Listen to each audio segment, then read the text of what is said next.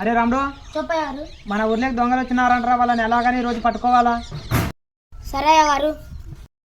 వాళ్ళని పట్టుకోవడానికి ఎవరైతే సరిపోతారా? మళ్ళీ చదివే సరిపోతారు అయ్యగారు. అరే మల్లేష్ రారా.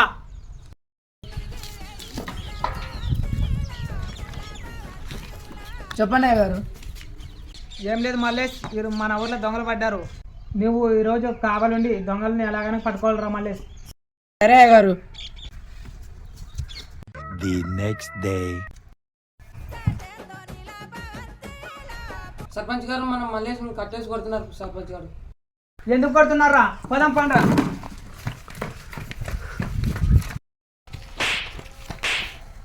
మా వాడిని ఎందుకు కొడుతున్నావురా?